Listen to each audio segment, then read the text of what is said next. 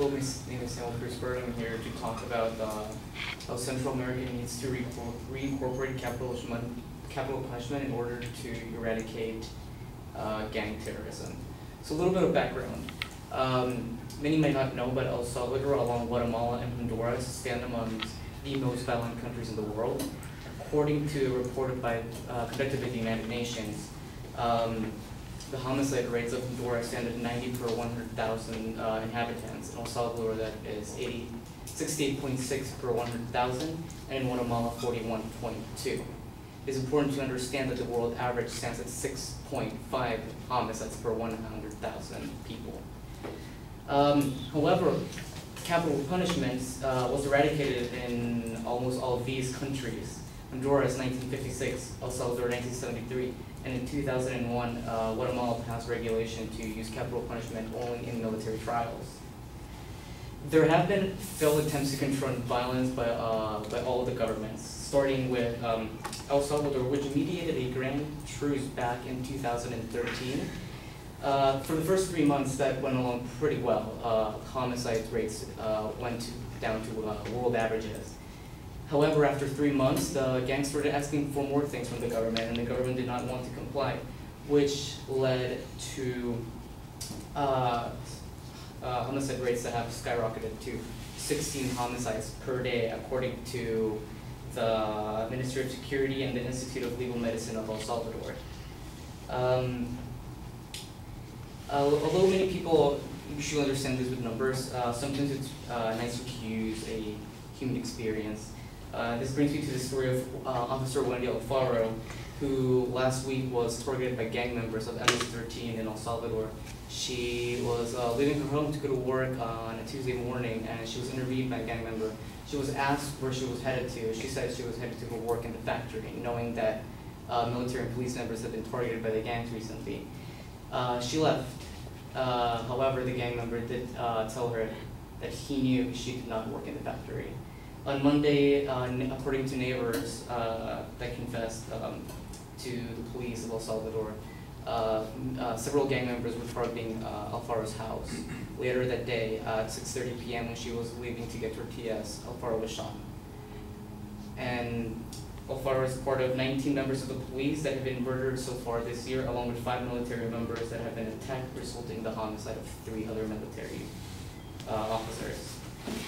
So how do we solve these problems? We can turn all the way around to the Eastern Hemisphere, and we see that Singapore had a similar problem back in the 1990s, when due to drug trafficking, it was plagued with violence and corruption. Singapore, however, decided to maintain their capital punishment, and today, Singapore is actually, thanks to those programs, Singapore's homicide rate stands at 0.2 homicides per 100,000, or the 3rd lowest homicide rate in the entire world. As we also know, Singapore is also one of the most urbanized places in the world and one of the most developed nations in the world. So you can't really argue whether or not developed nations should be carrying capital punishment. It really goes back into the question of whether or not a country really needs it or not, which in this case, I believe El Salvador, Guatemala, and Honduras do need to reincorporate capital punishment in their nations. They need to do this with backup. They need to do this with the backup of the United Nations. The United Nations needs to know that the gang members are culprits of terrorism. Such activities are related with extortion, blackmailing, ignition of public transport units with civilians aboard, controlling regions of the country, forcing civilians and children to leave schools, and also the murder of high school and college students, according to the El Diario de Hoy, which is a Salvadorian Salvadorian newspaper.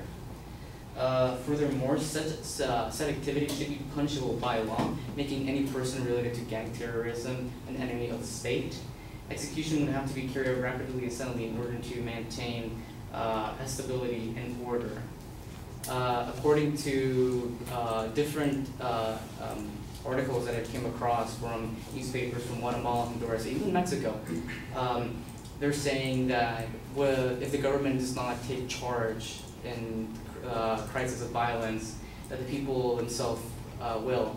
And earlier this week, actually Monday, and the 37th kilometer of the Pan American Highway in El Salvador, two gang members attacked the bus driver, and everyone in the bus took charge against the two gang members and murdered them.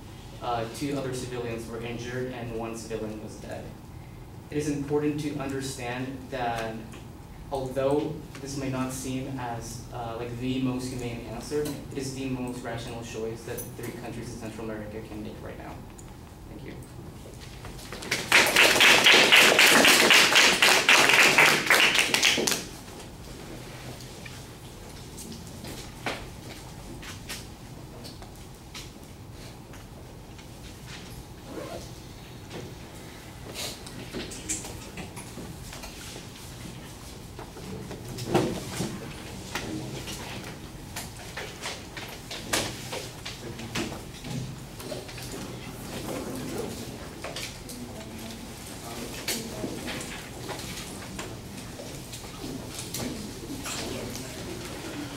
All right, Samuel, the proposition's clearly identified, but there's not really a preview of the supporting structure, and in fact, I had difficulty determining if there was any structure in the supporting material. It generally comes down to a couple of things. The crime rates in these places is horrendous. The gangs are substantially out of control, and alternative approaches have been unsuccessful.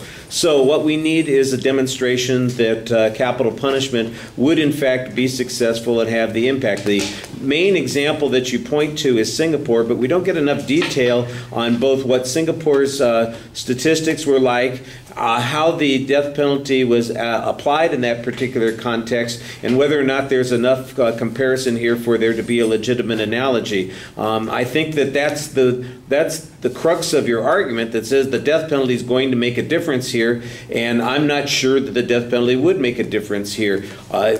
The example that you have at the end of the passengers on the bus fighting back and then killing the gunman who had attacked the bus, I think that that's an interesting point. But is it going to have an effect on the gang members and whether or not they continue to commit crimes? It sounds to me like basically what's going on down there is that we've got a civil war going on between gangs and the police or the authorities, and people are sometimes caught in the middle. The question of whether or not law enforcement is effective enough, there might be issues about that, whether or not the law enforcement agencies themselves are functioning properly. I mean, everybody has heard about corruption in the Mexican police forces, for instance, and I don't know that that is not the case in those other police forces. So the idea that there aren't alternatives that are functional, I think, is a little bit problematic. Like I said, I think you need a lot more structure. At the end, there's one illustration where I think there's also a problem with the evidence, and it's a good illustration of the general issues of evidence here, and that is that you say, I read different articles and they are saying. That is not a very clear way of citing information in an oral presentation, so you want to be a little bit more accurate than that. I thought you did a nice job presenting the argument, and at the end, you kind of summarized your argument a little more effectively than you had in the beginning of the speech. And just since it struck me, I'm going to sound like some uptight person. I'm giving people a hard time about pronunciation. It's not that big a deal. Plagued is the word, like the Black Plague. And when you said it, it sounded funny. When you watch your video, you'll hear how it sounds. You know, and I knew what the word was, and I know what you were trying to say. Just a little thing. You know, pay attention to those things because that affects credibility too. All right.